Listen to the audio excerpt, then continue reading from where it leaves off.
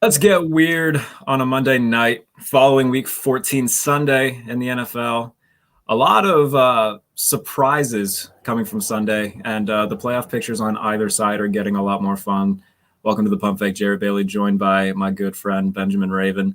Good to see you, buddy. How are you? I'm all right, man. The thing they don't tell you about covering winning teams is that you're a lot busier. It's like, holy shit, I got a lot to do. It's been Uh, fun though. It really has been fun, man. and speaking of surprises, let's let's start off with your Detroit Lions because my goodness, they have become America's team, and it's just great to see. They start off the year slow, and I think everybody's like, "Oh, damn it, same old Lions." The hard knock stuff. Everybody got really excited, and then it just kind of seemed to be a letdown. But they've won like 5 of their last 6. And they are rolling right now. They defeat the Minnesota Vikings 34-23. Jared Goff has a big day. I'm actually going to pull up his stats real quick right now. He went 27-39, 330, and 3 touchdowns.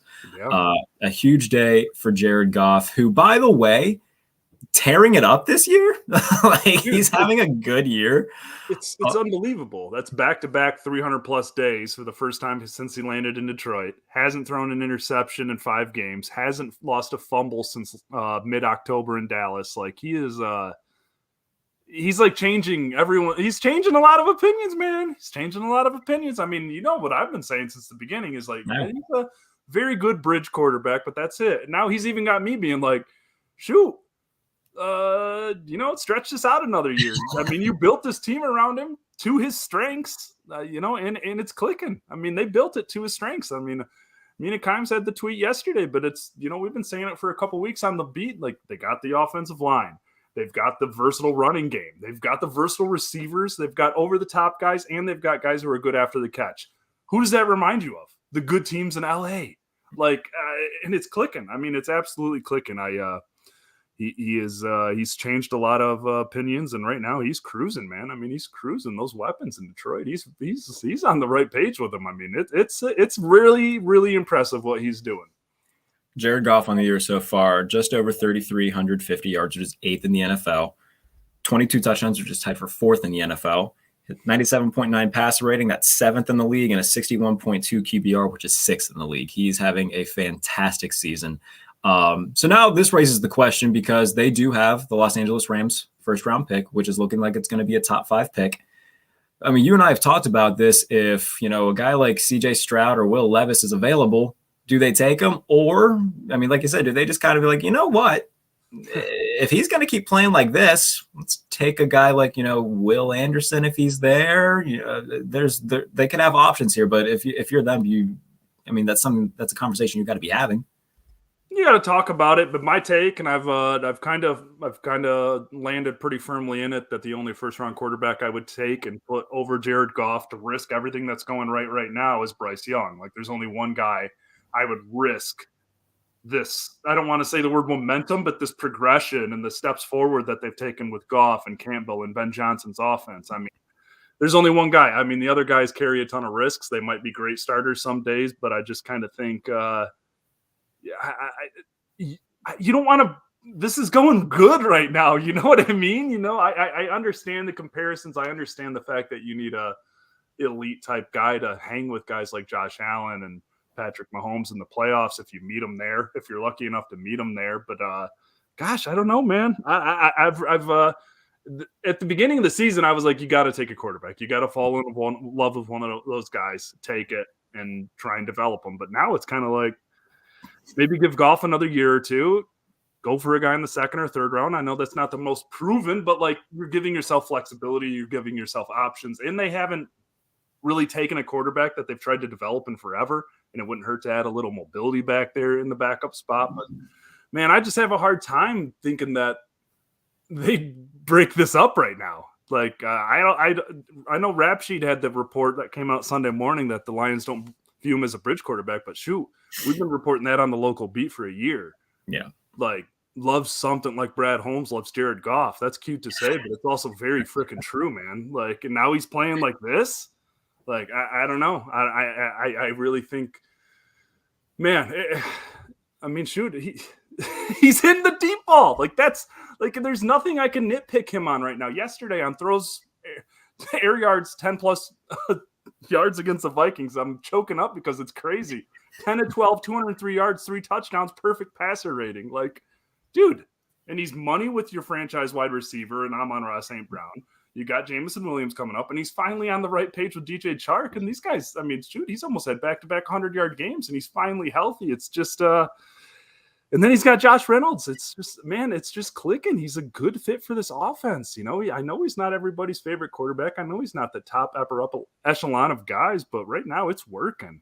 And I just have a hard time thinking they would blow that up for, you know, a project like Will Levis or Anthony Richardson or even a CJ Stroud, who reminds me of Jared Goff. I've been saying that for August, and now it cracks me up that like other people who I respect are saying it and seeing it too, because like it really does. When he's under pressure, when the play goes off a script, CJ Stroud reminds me of Jared Goff. Why do you want to replace Jared Goff with younger Jared Goff with a slightly better arm? Like, I don't know, man. I just I think Goff has really given himself a good shot at being this team's quarterback moving forward by 2 to 3 years, you know? Yeah, no, it reminds me of last year whenever like everybody was like betting their mortgage that Mac Jones was going to be the 49ers pick. And they were saying, oh, he's a lot like Jimmy Garoppolo. Well, if they're looking to replace Jimmy Garoppolo, why the hell would they take a guy that reminds them of Jimmy Garoppolo when they already have Jimmy Garoppolo? Yeah. Like, so I think that this is a very similar situation in terms of the Lions. Now, in terms of their receivers that you brought up yesterday, DJ Chark goes 6 for 94 and a touchdown. Amon-Ra St. Brown 6 for 68. Josh Reynolds 5 for 51 and a touchdown. Jameson Williams throws his crutches to the turf and has a wide open 41-yard touchdown. Like, they are clicking right now. Who would have thought that coming into the season that the Detroit Lions would have arguably the deepest receiver room in the NFL? 2 really solid running backs that they utilize really well. Like DeAndre Swift is finally starting to kind of find a little bit of a rhythm in terms of how they use him. And defensively, like, they aren't great, but they are sure as hell not dead last in the NFL like they were in the first half of the year. Like they've seemed to find some sort of groove in their own right. You touched on Dan Campbell and Ben Johnson, how deep they were in their bag yesterday. Oh my goodness. Dan Campbell, absolute onions. Like if Dan Campbell was a wrestler yesterday, I think that he would just be the Sandman standing there with a cigarette and a beer. I'm gonna fake a punt, 4th and 7 inside my own 30. 0 fucks given. We're gonna get this damn thing. And that turned the tide of the game because instead of, you know, it's 14-7 at that point, they drive down and score a touchdown. Like that was an incredible, very, very big display of testicular fortitude from Dan Campbell. And then Ben Johnson rolling out Penny Sewell in motion to catch a pass to steal the win. Like, oh my goodness, the Detroit Lions are so goddamn fun. That's the thing. They're fun. There's so much freaking fun. And Dan Campbell definitely got Mick Foley, Sandman, Tommy Dreamer, innovator of violence vibes to him for sure. 100%. I mean, yeah, I talked to CJ Moore, the guy who had that fake punt run in the game yesterday in the locker room. And one of the other guys, my buddy Nolan for the Detroit News, was just asking him. And we were joking around. The recorders were off. And he's just, Coach has got nuts. He's got nuts. He's got nuts. Just like, I mean, seriously, that was like a 4th and 8 or a 4th and 7, man. 42 yards on a fake punt on 4th and 8. Leading rusher of the day, CJ Moore. I mean, absolutely. And Penei Sewell was used in motion twice on that series. The first time it happened, I was like, what is happening? What is happening? And then they throw it to him. I mean, my God, that is just that's trust in your guys. That's trust in your quarterback. That's trust in your gut. It's so funny, like, because every Friday the offensive line guys run deep fade route drills, and it's just like for 4 weeks, Colton Pouncey and I of the Athletic have been like, something's coming for one of these guys soon, because Decker caught a touchdown last year, and Penei Sewell's not from this planet, so it's kind of like they got some options here. And then, dude, I just didn't think it was going to be 3rd and 7 coming out of the final 2-minute warning in an 8-point game to put the game on ice against the division-leading Vikings. You're going to roll out and throw it to Sewell. We're going to roll out our franchise tackle and see if he can get a catch. Why the fuck not? Oh, man. It just, God. You just have to love it. I mean, honestly, I just think Dan Campbell really, he gets a lot of crap when the aggressive calls go wrong. And yeah, he probably cost this team the first time against the Vikings with a couple of those 4th down decisions. But man, He gives this team so many chances by stealing possessions, by extending possessions that should be punts. And it's just these guys are bought in. I covered the Matt Patricia tenure and then the first year and a half of this, and it's just like it's wild how bought in this team is to what that dude is about and what that coaching staff is about and what they want to do. Like it's I know that's coach speak and can be locker room speak, that everybody on that team just feels and talks and sounds and looks just all into what is going on in Allen Park. And that's so freaking important because I've seen what it's like when nobody's got one toe in the water. I've seen what that looks like. So this is just like, holy shit, this is actually moving in the right direction and fast. The remaining schedule, they go to New York to face the Jets next Sunday. Sneaky. Then to Carolina, host Chicago, and then end their season in Green Bay. So 3 of their final 4 games on the road.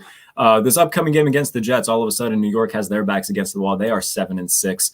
Quarterback Mike White ate 2 spears from Matt Milano and Bills defenders yesterday. So my goodness, he took a beating. This is a game, though, that the Lions can absolutely win. The Jets defense better than the Vikings by a substantial amount, though. This is a Lions team that can put up points, and they've done it all season. That'll be, 2 teams fighting for their playoff lives. But you look at the schedule, like they can beat the Jets, they can beat the Panthers, they can absolutely beat the Bears, and then Week 18 in Green Bay, like that's my goodness. It'll probably be Jordan Love. Yeah, depending on, what happens with the Packers, I don't expect them to go on any sort of run to, keep their playoff hopes alive. We've been, you and I have talked about this. We keep waiting for the Packers to be the Packers, but now it's Week 14 and it just never happened. It's not happening this year. No. I'm officially, Aaron Rodgers might heat up and look like Aaron Rodgers down the stretch, but that team, that they didn't get enough out of the young defensive pieces that they needed in year one. And that's not saying those guys were the wrong picks or busts or anything like that. It just wasn't that day one impact that they kind of needed. But dude, this weekend, I see 3 wins at least for the Lions. And I do too. Even trying to be conservative, it's like I could see them losing this Jets game. I could see them losing that Packers game. I don't see them losing the Panthers or the Bears games. Like they're superior to those teams. And those are games like the Jaguars game. And I like that Jaguars team and where that's going. But those are teams that they should kind of beat the piss out of at this point of the rebuilds. Like truly, that Panthers team, like, come on. How did that Panthers team win yesterday? Like, I all the respect in the world for Steve Wilkes. If that dude didn't earn a second contract, then the league needs to look itself in the mirror and figure out what the hell they need to do to get some of these guys. Because look at how that team is playing. Since they traded their best player, the quarterback situation that team has gone through. So, yeah, the Panthers are sneaky. They got obviously a coach they're playing hard for, but this weekend's game is the toughest test because that Jets defense is man, even without like Quinnen Williams, who's a freak, that defense is nice. But Sauce Gardner's unbelievable. They're great against the pass, which is going to be interesting. They're great against the run. It's an outdoor game away from Ford Field, so it's always that little element. They've been inside 3 weeks running. Like it's been a month inside for the Lions. So see how you respond there. But it's a strength on strength game. It's a strong offense versus strong defense, and I don't really think it freaking matters who's at quarterback for the Jets. You know what that offense is going to be. I think it would matter if Zach Wilson was there because then I would take the Lions by about 25 points. But I think Mike White or Joe Flacco, you're looking at a single-digit score game here. So this is going to be a tough one to – I'm just dogging on Zach Wilson. I don't know what the hell's going on there. But, man, it's a tough one. I just – 4 games left, man. They got to go 3-1 or 4-0 to have a chance. God, I hope that they do. It'll be fun. Yeah, it will be. And regardless of the result, this team definitely has so much to look forward to in terms of the future. It's nice to want to face that team in the first round. Yeah, that's what I'm saying. Like, I don't see any teams lining up and saying, yeah, let's go play the Lions right now. Like, maybe let's guard those 4 receivers. Yeah, exactly. Like, yeah. Hey, how about fuck you? I'd rather not. So I would like to think that they can win this week.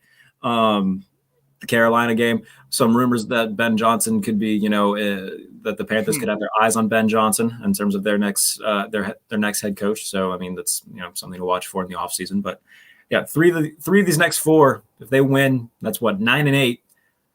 Yeah. Depending on what happens with the Giants, Commanders, and Seahawks, which, by the way, the Commanders and Giants play again next week, and a lot of division games for those two still left. So I think that the NFC East is going to kind of beat up each other. And then the Seahawks look like they're fading right now.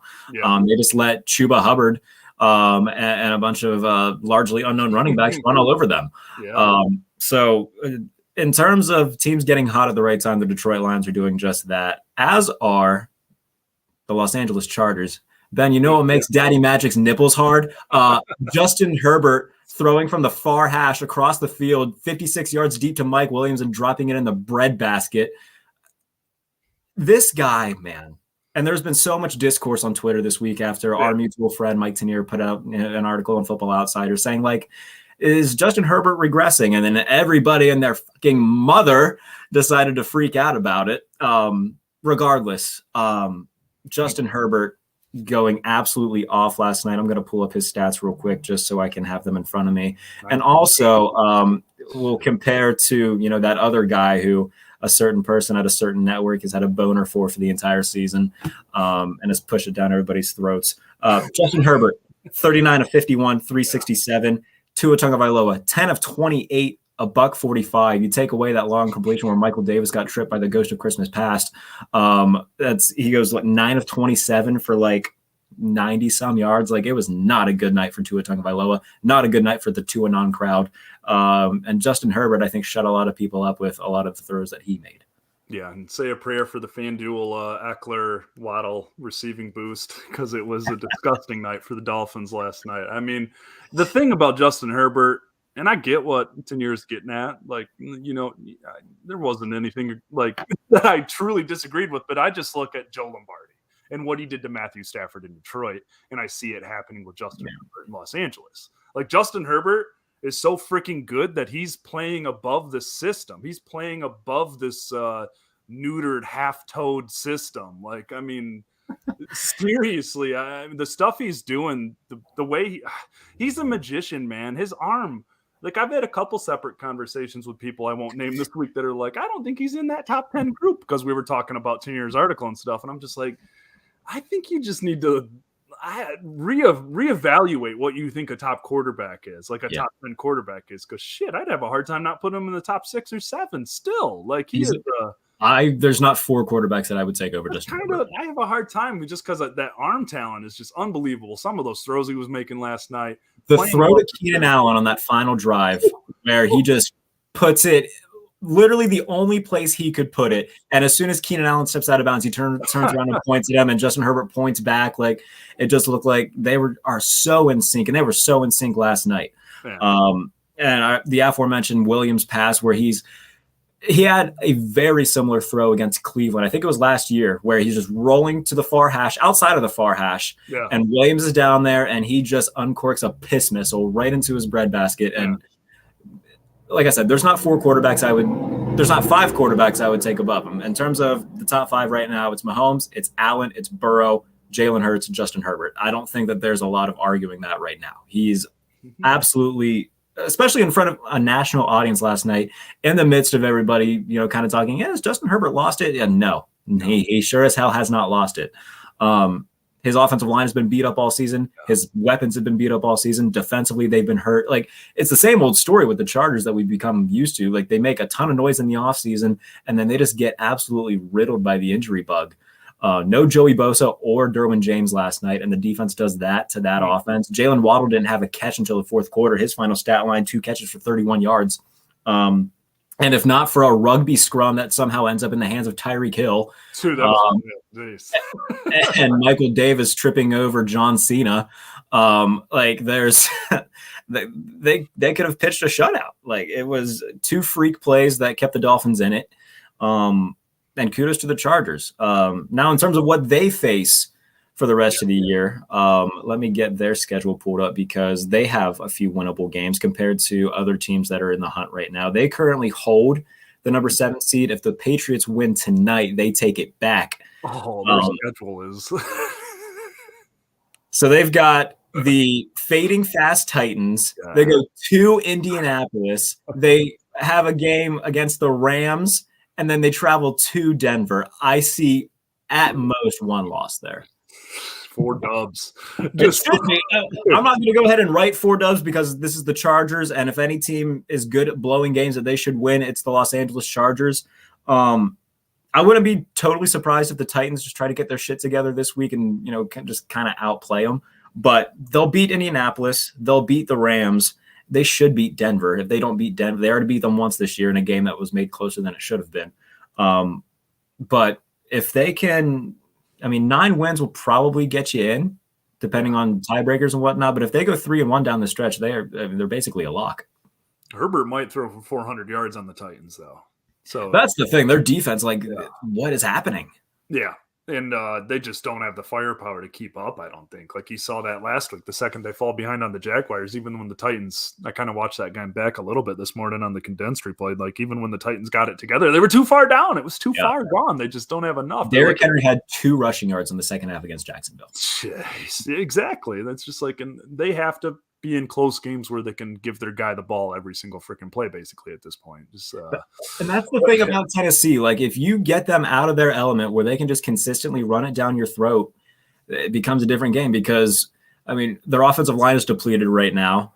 I think it was Mark Sessler on the Around the NFL pod. I don't know if you heard this, but he's like Dennis Daly, or as I like to refer to him as Dennis Snapley, because that's how often he gets beat. He gave up 6 pressures on his own yesterday. 6 by himself. That's absurd. Yeah, that's tough. So, Tennessee right now, you don't have a good offensive line, which means that Derrick Henry's not going to be able to get going as much as you would like him to. You can't really throw the ball all that well because Tannehill doesn't have enough time to, and you don't have playmakers on the outside. They're living and dying by a defense that, oh, by the way, is either letting teams throw all over them like they did against Philadelphia. And right now, Trevor Lawrence just had another big game, and it was against Tennessee. Their pass defense can't stop anybody right now. This is a Tennessee team that's fading fast. I cannot. I kind of forgot that they were 7-3 at one point. That is lost 3 straight. We were going into the game against Cincinnati, and me personally, I was like, all right, you know what? I got to stop doubting the Titans because every time I do, they prove me wrong, and then they lose 3 straight games. Yeah, that's just I can't believe the Jaguars are that close to a playoff berth. Keep an eye. I don't know, man, because that Jacksonville is creepily staying alive in this. They're 5-8. If they can make a little bit of noise. It would take a lot. They would probably have to win out. But Tennessee. Let's pull up. I'm going to pull up the Titans schedule because let's see how this pans out for both teams in the AFC South. Because it's a 2-team race right now. The Titans seem to have control of it. They go, like I said, to the Chargers, but then they have the Texans. Derrick Henry might run for 300 yards. Yeah, they host Dallas. I don't think they're beating Dallas. No, I don't think so either. And then week 18, they go to Duval to play the Jaguars. And the game that could be a decider. It could be, because I could see the Titans going 1-2. I was going to say, if they lose to Dallas and the Chargers, that's 8 losses. And if the Jaguars, who in that same stretch, let's see who the Jaguars play. Because if they can go 3-0 before that Jaguars or before the Titans game, now they play Dallas this Sunday. That's tough, yeah. So they go Cowboys, at Jets, at Texans, home for the Titans. Not an easy stretch. That's a pretty tough 2-banger start there. Man, I feel like the NFL world would be a better place if the Jaguars and the Lions were in the playoffs. I agree. Especially the possible matchups that we could get. If Jacksonville hosts a playoff game, they'd absolutely be the 4 seed. We'd probably get Jacksonville. Oh my God, that's right. They would win the division together. Yeah, they would win the division. So it looks like, depending on what would happen, they'll draw either Baltimore/Cincinnati, depending on who wins that division and who will be the top seed. Miami, if they get their stuff together. I think that's probably the 3 teams that they would draw. I think the Titans are probably going to go to the playoffs. That feels so gross. Yeah, both South divisions in each respective conferences are just garbage. Yeah, my blind spot is apparently the AFC South because I was not aware it was like this. The AFC and NFC South are both just the NFC the South, divisions of the damned. Yeah. Golly. Yeah, man. There's some It's weird with that extra playoff spot because you see like, holy crap, the Lions have a chance. Like how? So it's interesting. It's really interesting, man. Yeah, There's that's a lot gross. of teams still like technically like in the hunt at 5-8. Like they still have the Steelers in the hunt at 5-8. Like I saw the Steelers on that draft last night, and I was like, "Holy what?" It's like, oh yeah, 7 teams, and the AFC's got some grossness at the bottom too. yeah. Like the Browns are still technically in it. Like there's still a bunch of teams that haven't been like eliminated yet, but give it another week and we'll see some bodies hit the floor when it comes to that. But are you on the Purdy train? Because I think I'm all aboard. Dude, he had a couple. I was watching that when I got the second half when I got back up from the locker room, and I found out he was playing with an oblique injury too, and he was dodging guys in the pocket, making throws. Like he was. I don't know, man. If anybody's going to get that out of a guy like that, it's Kyle Shanahan. Exactly. It's just it's kind of beautiful to watch, and it's really easy to root for guys like that. I mean, I remember that kid at Iowa State, right? He was a graduate starter at Iowa State. That's right. I remember him. That was a fun team for Matt Campbell. Shoot, I remember looking back on that team because Matt Campbell was a kind of a name getting thrown around for the Lions when they were looking for somebody. So it's shoot. That's I'm not doubting the 49ers, man. No, like the 49ers. When I saw, I mean, when you put Josh Johnson at quarterback, 38-year-old journeyman Josh Johnson, I'm not doubting the 49ers. He's played for like 67 teams. Like they'll find a way to win 13-10. Like seriously, I really think that they are the class of the. I respect the Eagles. I think the Eagles are good, but I do think the 49ers are the class of the NFC. It's just that defense, man. It is so damn good. It's just. And McCaffrey is just such. I mean, we all knew it when it happened, but it's such a perfect fit. And I know they're going to be with. Listen, I'm talking this high about them. They're not going to have Debo possibly sprained MCL, high ankle sprain. Like he might not play until he'll probably. Yeah, I was going to say he'll be gone for at least the rest of the regular season. I have to guess. But I'm still just like Brandon Ayuk, batter up. Juwan Jennings, batter up. George Kittle, see more targets. Like running game, get weird with it, lean on it. Like that's probably the team in the NFC I trust the most, no matter what. Like, I would agree. Faster if Hurts goes down. I think that they have the best coaching staff in the NFL as well, because no matter how many guys get cycled in and out, they just always seem to be at the top of their game. Yeah. So kudos to them. D'Amico Ryans, we know he's going to have that defense ready. He's probably going to get a head coaching job. Yeah, good for him, man. Good for him. He absolutely deserves it. But Brock Purdy yesterday, 16-21, $185, 2 touchdowns. He throws a dart to Christian McCaffrey for a touchdown. Under pressure, kind of throws one off his back foot. It's a little bit underthrown to Brandon Ayuk, but it's getting the job done. And I got cynical because you know me. He has in 8 quarters. Actually, he did it in 6 quarters. In 6 quarters, he has as many touchdown passes as Kenny Pickett does in 8 games. I'm just throwing that out there. Which is, man, it's frustrating being me. Who do you like, Levis or Stroud? Here's the thing, buddy. We've talked about this. They ain't drafting one. I bet you they do. Let's make a bet right now. All right, let's do it. All right. I would bet anything that they do not take a quarterback in the first round. What are we betting? We could do I don't know. What's a good bet? I don't know. Yeah, I know. This is like on the fly, but I'm sure that there's something good. Now, it doesn't have to be, we're not going to do anything like career threatening, obviously. No, but, God, no. I was thinking like no one's tweeting out to buy the next AEW pay-per-view for that person. Or okay, something. Yeah, that's good. That's good. All right. I was thinking in that range, but I was like, that's $50. That feels a little aggressive. Loser has to tweet a picture of their bare ass. Yeah. Okay. Yeah. First round quarterback for the Steelers. I don't know, man. If they're picking in the top 5, I bet they do.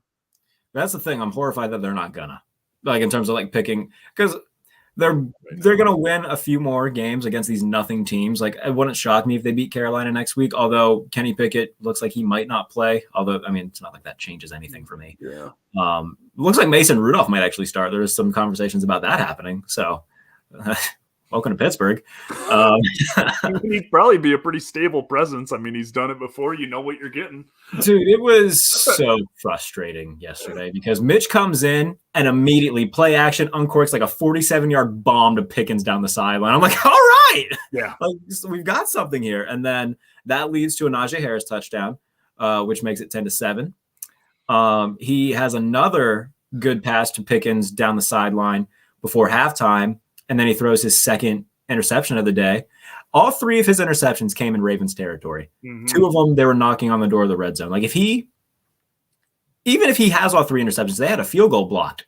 So if you can keep all the three interceptions, they kick if the field goal isn't blocked, they win 17-16. Yeah. So, yeah. Frustrating. I mean, you're seeing the problem Mitch Trubisky. I mean, he's got arm talent. He's a talented guy. He's athletic. He can make the throws that you need to make. But then it's just breakdowns, and does the same thing kind of over and over again, like 3 interceptions in a 16-14 game. Like, you just have to know when to not risk it, not when to put the ball at risk, play for another down, when to tuck it and run, when to play for another down. Like you said, just like he just does not have that wire in him, it seems like. And it's just because, like you said, that throw to Pickens, I saw that, and it's just like there's the Mitchell Trubisky that I saw destroy the Lions 7 out of 8 times. Like, seriously, it's just I really thought he was going to be the guy for the Steelers this season. I was hoping he was. Not an elite guy, but I thought, you know what? Like, he can carry that team to respectability. You know, he might not be but I always he tricked me into thinking he was a plus bridge quarterback. Yeah. There was 2 of his interceptions were like on the brink of the red zone. Both of them very similar plays, both of them intended for Pat Freiermuth over the middle. One was intercepted by Roquan Smith, which, I mean, looking at that first one, he shouldn't have thrown. The second one was just a really good read by Patrick Queen, who read him like a book and came over from the right side. So, but the third one was so frustrating because he absolutely predetermined that he was, all right, I'm going to go play action, and I'm just launching it to Deontay and hoping that he catches it. And then he overthrows it. Marcus Williams gets the interception, and that kills another drive. So, yeah, there's definitely pros and cons with both guys that they've trotted out there. With Mitch, like, you're going to get those splash plays, but he's going to make decisions like that can bite you in the butt. Kenny Pickett, you're going to get absolutely no explosiveness, but he's not going to turn the ball over. So it's pick your poison. Might as well put Mason out there. That's what I'm saying. Which, by the way, Mason Rudolph has handled this really well. Like, he's been there forever. I kind of forgot he was there. Yeah, they drafted him in 2018. He's been there for a while. Oklahoma State. Trot him out there. I'm okay with that. Mason Rudolph versus Sam Darnold, sign me up. Oh, God. They're playing the Panthers this weekend? Yeah. Gross. Yeah. So it's going to be, that's going to be the game that, like, Spiroditas gets. By the way, that's not a dunk on Spiroditas. He just usually gets, like, the games that are in the bottom tier of the AFC. So, yeah. That's going to be Steelers-Panthers. Can't wait. The Panthers, by the way, are only a game out of the NFC South after yesterday. Disgusting. That whole division, I mean, we already touched a little bit on the AFC South, but the NFC South is probably worse. Yeah, that's probably the last one we got to do. I mean, aren't the Bucks kind of just – what is – oh, God, it's only – They're 6-7. That's the Falcons are a game out still. That's so bad. Yeah, I know the Bucks. Every time I haven't seen a lot of the Bucks this year, but every time I've watched them, it's just like, what is this? Like, it's just unrecognizable. Yeah, Todd Bowles ain't going to be back next year. That's almost a guarantee. He's not a good coach. Man, yeah. Good defensive coordinator. That's where he should be. Like, I think he's proven this time and time. Like, we saw what he was as a head coach with the Jets. Didn't go well. Aside from that one season where they went 10-6 with Ryan Fitzpatrick. I'm curious if you would get another run, but I would bet on Hackett being done too. Oh, yeah, absolutely. Like, in terms of guys that'll be gone, Todd Bowles, I think, is almost as close to a guarantee as you can get. Nate Hackett ain't coming back. Like, you can't bring him back. I don't know. Like, I think that the other jobs that were, like, guaranteed to be open are kind of already open. Like, Carolina is already, they already moved on from Matt Rule. Steve Wilkes playing himself into the conversation. Steve Wilkes at minimum deserves at least, a look and in an interview and to look extensively into him saying, all right, we could keep this guy around. At some point, somebody's got to give that guy more than a season with Josh Rosen. Yeah. It's just like, come on. Yeah. We'll see what the Colts do as well. because I mean, I would doubt that Jeff Saturday sticks around as the head coach. I mean, he'll probably have some sort of like advocate role in the front office, but I can't imagine that he's going to be sticking around. Yeah, NFL Network's trying to push Jim Harbaugh into that job. It seems like they are. Yeah, just. I'm all for that though. Why not? What like if you're Jim Harbaugh, what more do you have to accomplish at Michigan? College football championship. Maybe. Well, I mean, if Michigan wins the national title this year, do you think he's gone? I think he is. Like you've got nothing else that you can do there. I think Indianapolis is like the job he would do that for. Yeah. And not just because he played there, but because it's a Midwest town. It's a town he knows well. It's not far from Ann Arbor, where he spent most of his life. So there's a lot of factors to that too. And it's a great roster. I mean, there's still something to build in Indianapolis too, as bad as it's gone this year. So that's the only one. Like, I don't know. Because I mean, I don't take him at his word when he says he's done with the NFL or I'll be back. I don't take anybody at their word when they say they're not doing anything. No, never take a football coach at their word in a situation like that. Tom Herman said that he wasn't leaving Houston. Then 10 minutes later, he was on a plane to Texas. Like somebody backs up the Brinks truck. Backs up the Brinks truck. So that's, but I don't know, man. I kind of lean 70-30 on Harbaugh returning at Michigan. I kind of feel like I think that's a fair number. I feel like he could genuinely be satisfied with running it out at Michigan. I don't know. Maybe he wants to win a Super Bowl. Like I could see that. He's a competitive guy, but shit, I don't know. I don't believe him at his word, but I could see why he would just stick it out at Michigan, because you've just had back-to-back seasons that got you a lifetime contract unless you do something terrible. Yeah, and that is the inverse of this. Is like, why would he leave whenever he's making more money there than he'd make in the NFL?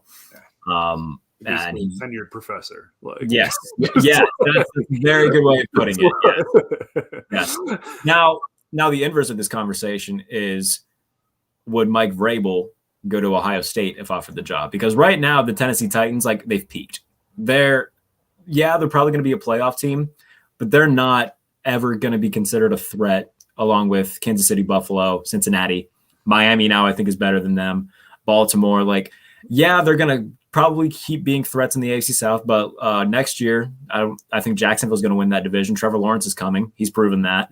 Like, if you're Mike Vrabel, get out while the going's good. And if Ohio State calls him, I think that's a job he would take for obvious reasons. He played there. He would be revered there. He would be loved there.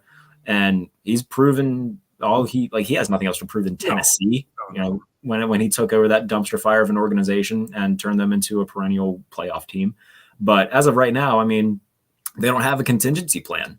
And without the GM, that's the thing that kind of pulls me back away from it a little bit, is because, okay, if you're going to fire your general manager, it seems like there was some sort of power struggle there where they would have to be like, okay, we're going to get rid of John Robinson because we know that Mike Vrabel is our long-term plan. So that's the only thing that would keep me saying, it would make sense for Vrabel to go. But at the same time, everything going on in Tennessee says that, behind closed doors, I think that they're pretty confident that he's not going anywhere. And he feels pretty rebuild safe security-wise.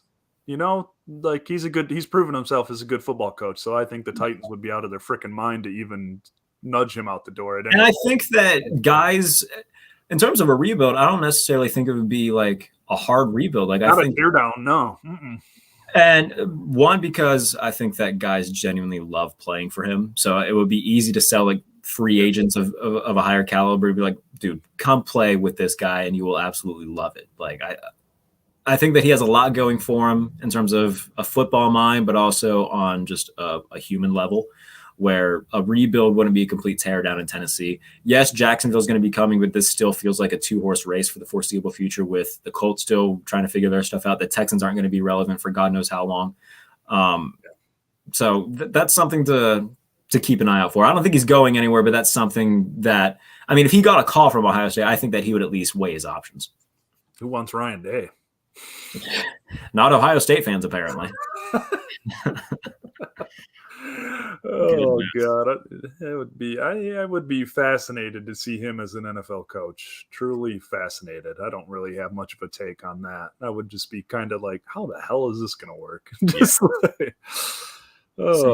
In terms of everything else going on around the NFL, as we look at the standings, we've got Commanders Giants. That's going to be a fun one. That's a Sunday night game. We get primetime Heineke next week, and I'm excited. Oh, man, no, that's good because that's a heavy playoff implication game. That's just both teams 7-5-1. The loser is going to have a hell of a road to get in unless Seattle just keeps losing. Well, the thing about the Giants and the Commanders have the tiebreaker over the Lions. Oh, no, shit. I got that backwards. The Lions have the tiebreaker over the Giants and the Commanders, but their tie gave them that half-game advantage on the Lions.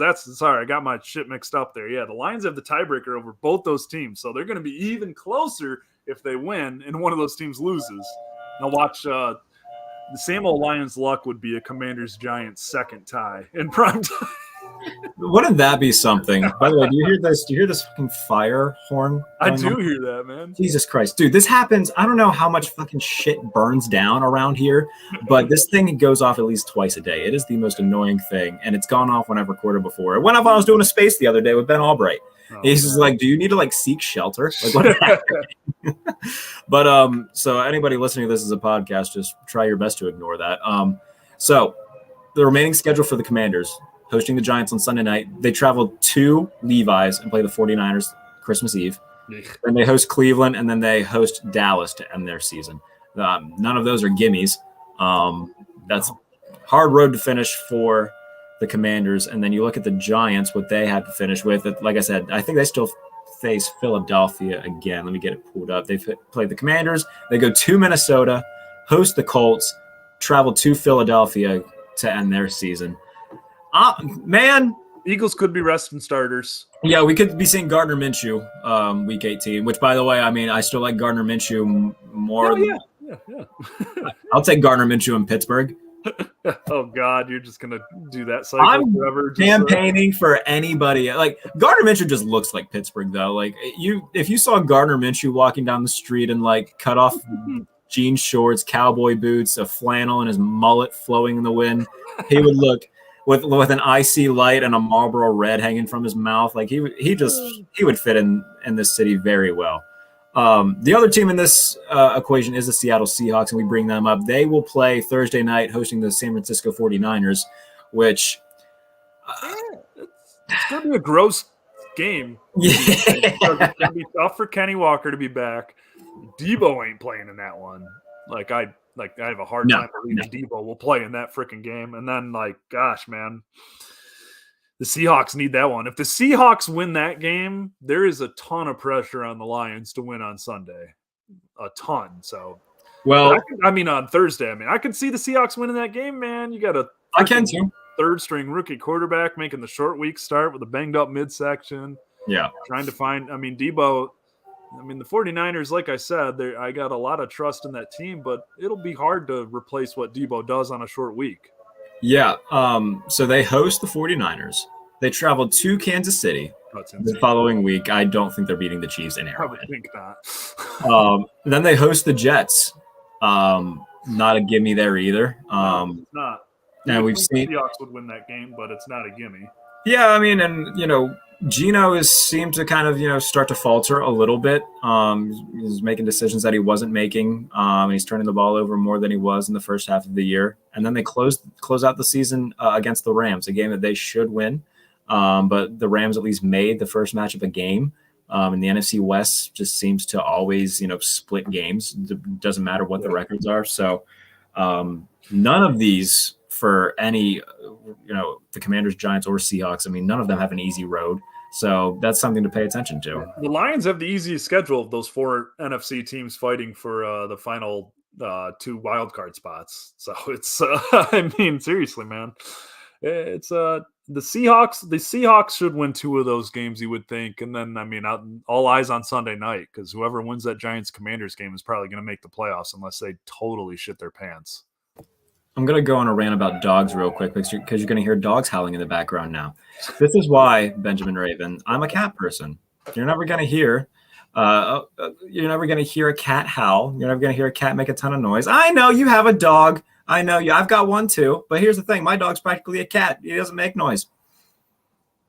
She's practically a cat by how big she is. I was going to say, you got a tiny dog. Your dog's smaller than mine. Little 9-pounder. How old is she again? 2. Just turned Okay. 2. You got the harness on her and everything. Because she's tough to wrangle, man. She's fast. I want to grab her little leash if I need to. Jesus. Okay. I'm very much looking forward to I want the Lions to make the playoffs so bad. I think that's the general consensus around the league. I think in terms of the teams in front of them, I think they have the easiest path. Yeah. Yeah, because it's like the Jets feels like a toss-up. They should beat the Bears, should beat the Panthers, and then, I mean, the Pack going into Lambeau is tough. Whether it's Jordan Love, whether it's Aaron Rodgers, like Lambeau is kind of – I know the Lions have been better at Lambeau in the last 5 years, but, like, that's still a monster hiding behind the closet waiting to get them, for most Lions fans. And that's tough in Week 18 because you don't know what that's going to be like. And but no, it's absolutely the easiest path out of those teams fighting for those final 2 spots. But and I'm surprised that they didn't put up more points against the Bears in the first time around because the Bears defense is abysmal. 31-30. That was a weird game too. The Lions are going to have trouble with any mobile quarterback. Was that game 31-30? Why am I thinking it was lower than that? The Bears missed an extra point, and that's basically the Lions had to go and take the lead back, but the Bears missing an extra point just left that door wide open. That was that game Fields. It was after the Dolphins game. Yeah, he threw a pick 6 to Jeff Okudah.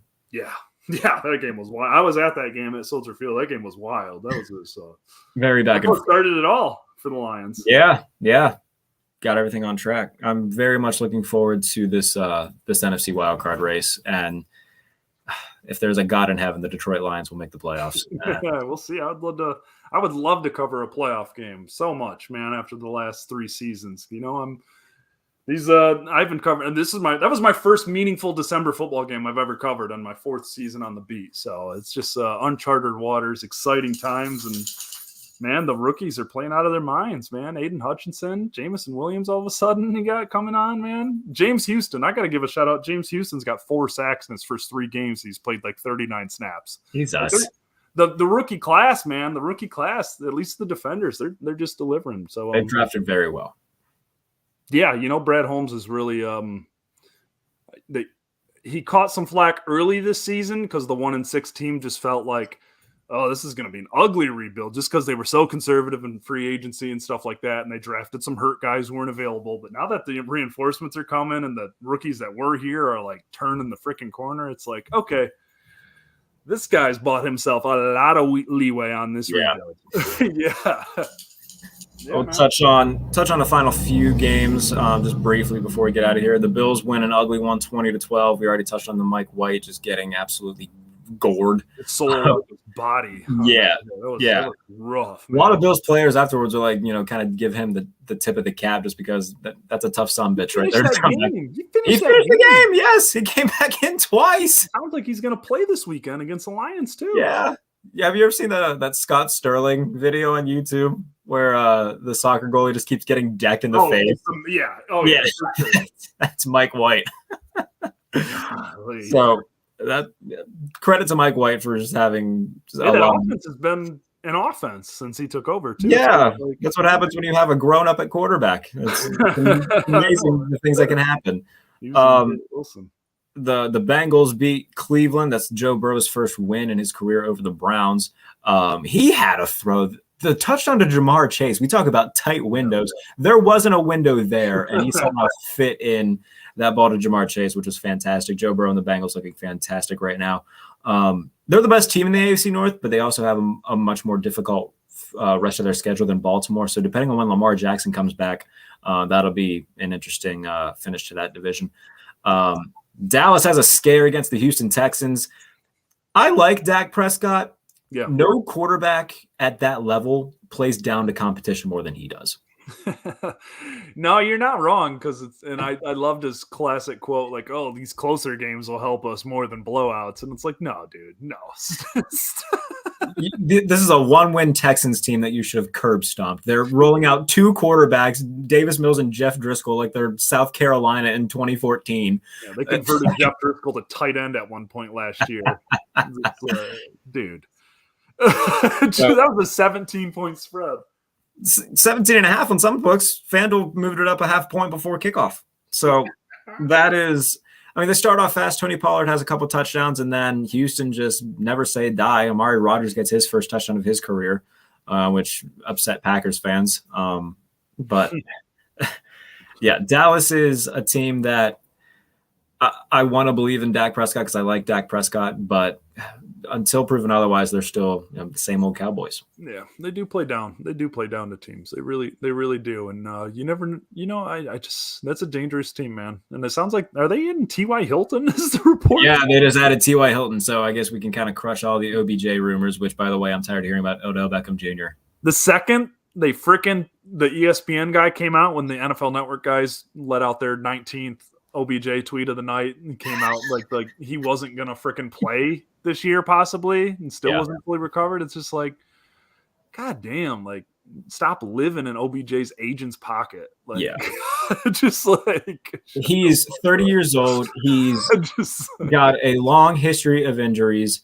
Let's talk about it. Like teams that are, let's talk about people that are playing rather than a receiver who, like, for lack of a better term, has stayed relevant for one catch he made a decade ago. Yeah, like, man, the dude is great. And he was clutch for the Rams last year. He played a huge part of that last year. I get why because he is talented, and when he's healthy and when he's available, he's really freaking good. So, like, I get it, but like, if he's not even going to be available this year, why are we talking about it? No, let's stop talking about it. I'm tired of hearing about it.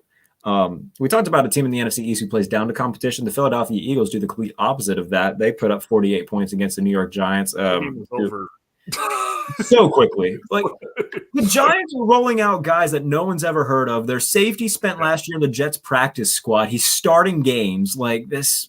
I understand that injuries have just bit them apart on that side of the ball. Yeah, for sure. But they've just run out of gas. Yeah, just the injuries and stuff like that. And that was a team that was kind of winning those close games like the Vikings, and they haven't been as lucky as the Vikings in some of those situations. I still think the Giants are like a solid team, but like there's a reason why people around here are so confident in the Lions making the playoffs. It's because teams like the Giants are in front of them. Like the Giants being 7-5 or 7-6, 7-5, whatever they are. They've punched way out of their weight class this year, and I think it's catching up to them. You know, the Kansas City Chiefs take a 27-0 lead on the Denver Broncos, and then Marlon Mack scores a touchdown, and Jerry Jeudy scores 3, and all of a sudden they're back in it. Patrick Mahomes throws 3 interceptions. A few of them were very ugly. It's his first 3 interception game since 2020, only the third of his career. But I mean, Kansas City. It just felt like they were toying around. Like Mahomes makes a play where he's scrambling and just underhooks a pass to Jerick McKinnon for a 56-yard touchdown. And he ain't afraid to try shit when they're cruising. No. I mean, it let him back in the game yesterday. It's like, holy crap. Like, you guys can run the clock a little bit. I'm waiting for the day that he's just like got 2 guys on him and he throws a pass like behind his back or like with his elbow like Jason Williams did in the All-Star game. And it just lights the internet on fire even more. I just want to see him like just keep getting weirder and more creative with the stupid stuff that he does and does that only he can do. Absolutely. No, it just like he said, I just think he gets a little aggressive. He's been a little aggressive and careless in spots like that this year because that was one of those games where I went down in the locker room. I think it was like 27-0. I looked up and it's like freaking. I looked up and Wilt Ripien or whatever was in the game and it was a 1-score game. Let it rip. No idea what happened in this one. So they're going to be the Chiefs, man. It's Mahomes, even with the sloppy days like that, I just look at them and it's like, who the hell's going to beat them in the AFC? Cincinnati. Right now, I like Cincinnati more than I like Buffalo.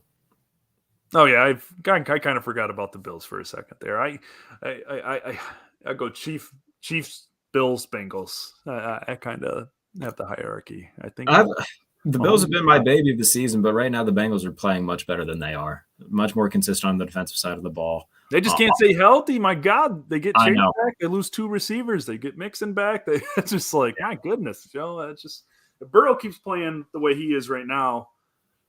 I mean, he already showed what he can do for you in the playoffs. Yeah. So that's going to be. It's going to come down to one of those 3. I would be very shocked if it's anybody else. The Bills are my preseason pick. They were my pick in the Super Bowl like 5 weeks ago, but I just kind of like, even with yesterday's game, it's just like the way Mahomes is playing. It's just like he's like the best player in the league by so far. Yeah, a lot. Jalen Hurts is now the odds-on favorite to win MVP, though. Yeah, so get those bets on Mahomes. Yeah. I don't know. I mean, at this point, if I know if you want a team to win a Super Bowl, I mean, apparently you don't want your quarterback to win MVP. The last MVP quarterback to win a Super Bowl, Kurt Warner in '99. So keep that in mind. Man, no, yeah. Random stat that probably doesn't mean anything is more coincidental than anything, but something fun to watch, I guess. But that is every game that we've touched on. We did it. We did it. I'm so excited for the Detroit Lions. I will adopt them as the team that I've had a rooting interest for my entire life hasn't given me anything to root for this season. So I'm going to be I'll just adopt the Lions for the rest of the year. There you go, man. They'd love to have you. They're not used to people hopping on the bandwagon, so I think it's a welcoming crew. So I'll gladly hop on the Lions bandwagon. Hop on, and watch a real quarterback play. Yes. It's I've only been away from real quarterback play for a little bit over a year or so, but I just can't believe Jared Goff, man. I just have to give him props because I've dogged on him for like. He deserves his flowers, absolutely. He really freaking does. He really freaking does. I mean, he doesn't get as much credit as he deserves for this turnaround, but my God, he deserves a lot of credit. A ton of credit. I'll let you get out of here. I know you wanted to order food. What are you ordering? I don't know, man. I'm being a little indecisive. I haven't really looked yet. I just opened it and nothing sounds good. So I just. Do you have a Red Lobster near you? I'm not ordering no Red Lobster. Why not? I'm not hating on Red Lobster, but I'm not door dashing Red Lobster. I wasn't even going to suggest seafood. I was going to suggest the Cajun chicken Alfredo with like 6 biscuits. I think I'm going to get some chicken. The amount of times I've done that because there's a Red Lobster and I'm not a big seafood guy. Like I like it a little bit, but their Cajun chicken Alfredo, to die for. Okay. I haven't been to Red Lobster in a while. I'll note that. I can eat some biscuits. I would do unspeakable crimes for those biscuits. What do you got going this week? You're gonna watch Winter is Coming? Yeah, I gotta catch up on old wrestling. So there goes my dog. Sorry. Yeah, that's okay. We'll catch up on wrestling. That's pretty much it. Since the pay-per-view, I've been falling behind like crazy. So, you've got your own independent wrestling show, December 28th. Yeah, man. I'm ready for Round 2, Combat 1 Wrestling. Mr. Anderson versus Rhino. First time, only time, last time, or something. Yeah. It's a great line. I love it. All right, Ben's dog is going absurd, which means that he's got dog duty to. Good for 50 minutes.